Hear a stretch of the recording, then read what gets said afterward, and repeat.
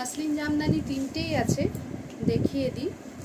ফার্স্টে যেটা দেখাচ্ছি সেটার দাম আছে 1450, আর দুটো থাকবে 1350-এর, সেটা দেখিয়ে দিই। এগুলো সবই প্রায় বেরিয়ে গেছে।